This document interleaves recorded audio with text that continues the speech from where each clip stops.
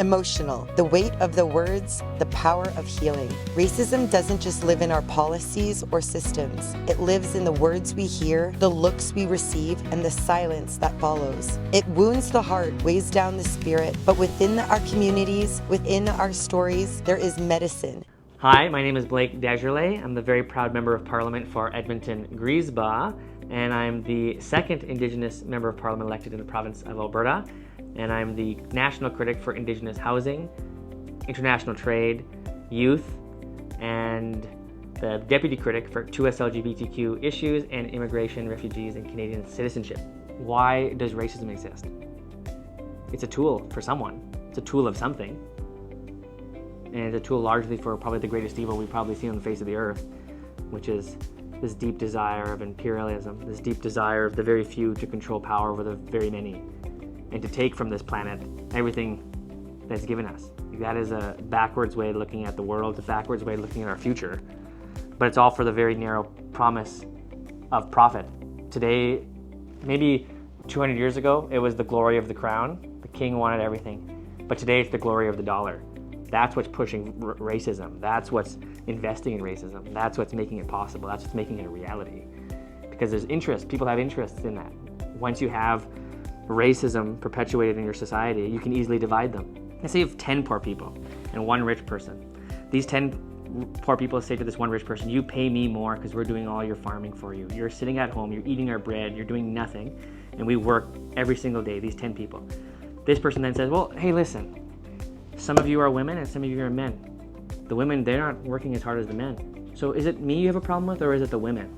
So then you know the men are saying, well, it's the women, they're working less than us, they're carrying less than us. It has to be their fault we're not getting paid more.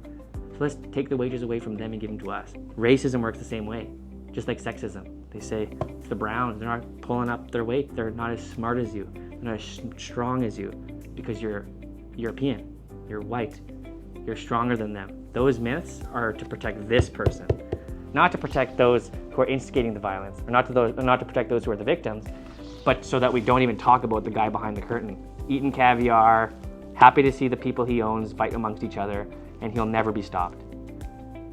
And I think that's, when we're talking about combating racism, one of the most important pieces to that. It's knowing that we're all victims of it. White people are victims of racism, just as much as anybody else, because it makes them the perpetrator of violence. And if you don't want to be a perpetrator of violence, which nobody does, it means that they also require healing. They've lost a piece of themselves. And imagine being a grandmother all those years ago in Ireland when your children left and fled to Canada, how much they lost in that movement, how much stories, language, culture that they lost, and that grandmother suffers as much as our cookouts that lost their children going to residential schools when they lost their children fleeing violence in Ireland. And so the question of racism is a really complicated one, and I think the easy part to it though is knowing that it's a tool, an advantage for the very few. And there's a reason why it exists. It's for that very few to benefit. And I think that is something we have to all overcome. And how we do it is by, I think, practicing our values. Our elders, our teachers, they've told us these things time and time again, these teachings that are passed on from generation to generation to generation. They sound cliche, sure, love, courage, strength, hope. They sound like cliches, but when we really hold those values, when we practice those values, things change. That's how we see elders who have seen some of the worst atrocities placed upon them. Murray Sinclair, I think of. The late Murray Sinclair, one of the greatest champions of racism ever in our country's history. He gets to hold his head held high because he was able to show not just us, but every single Indigenous person who came after him, that it's not only possible to hold your head held high, it's not only possible to have dignity in the way you speak and the way you act, but it's also possible to teach those who've harmed you what pains they have caused and how they can be better. That's immense courage. That's breaking a cycle. That would ensure that no one is ever subject to this disgusting regime of someone being better than somebody else simply because of their skin color, stemming all the way back from the very onset of colonization. Racism was a tool to take land, to create empire, to create honor for the crown.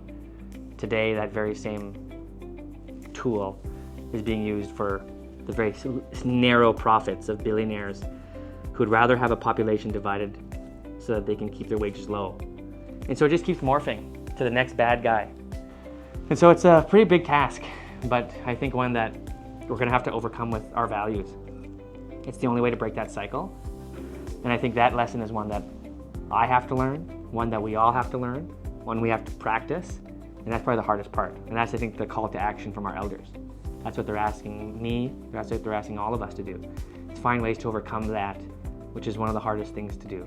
And I know it's cliche to tell young people that it's gonna get easier, it's gonna get better, but it really will, and it does get better. The first time I probably experienced racism was when I left my community. When I left the Fishing Lake Métis settlement with all the other Native kids in my school, they were your cousins. You know, you knew their parents. You had a community. You went to the same things as them. You spoke the same language as these people. You had the same values. You had the same jokes. The same places you'd go fishing. To be removed from that community for the purpose of going to another school, another rural school in a predominantly white town. And that was a culture shock. And I think it's a culture shock for a lot of young people who are leaving communities still today. It's a big culture shock to go to a community, predominantly white community, and try to fit in. You find that you fights right away. Gym class, fights, because you didn't want to be on the same team as somebody who was brown. Lunchtime, it's only the brown people. You're gonna go outside and you gotta learn to smoke cigarettes because you're gonna have no friends. That's how it goes. That's just how every school I see with Indigenous children going to predominantly white schools, that segregation exists. You can go to any school across Canada today where that happens and you'll see that obvious racial segregation still today. So it is hard for young people, I think, to have hope when so often they're told they experience and they feel discrimination, they feel and see and witness. And so for young people, how do we inspire hope to the point that they know it will get better and believe it as well? Because I think we tell them that often, that it's gonna get better. But how do they believe it is a whole nother reality. And my belief is the only way for them to believe it is to see young people further empowered, to see young people in their schools before they even get to school. Children like 4, 5, 6 in their regalia, being proud of who they are, practicing who they are. Role models work both ways. It's not just the old people we look up to, it's the young people we look up to too. And those young people are showing us how to be proud. They're showing us how to be loving, showing us how to forgive. And that, I think, is where we should be looking when talking about hope for young people, is look down, look at your younger siblings. Look how much they look up to you, look how much they love you, look how much they love their parents. And you'll see that there's a lot of hope. Because if we can continue to love, which is probably the most powerful value we have, then we can never be defeated. Full stop. We've survived probably already the worst circumstances, the complete genocide of an entire continent, and still be here. That's hope. That took prayer, that took courage, and that took a lot of effort and energy by ancestors before us. I don't believe there will be another generation after ours that will suffer the kinds of ways that the generation before us in particular have had to suffer. I think the age of indignity is over. The age of lacking prosperity is over. The age of being told we're second and third, fourth class citizens, it's over in this country. And it's gonna be over because we said so. Creating a society stands with us, lifting voices, building trust. Together we rise, our hearts complete. So hear the drum, feel the beat. The circle turns, the healing grows. Through us all, the spirit flows. They try to break us, try to bend, took our voices to the wind, but the spirit's got us still.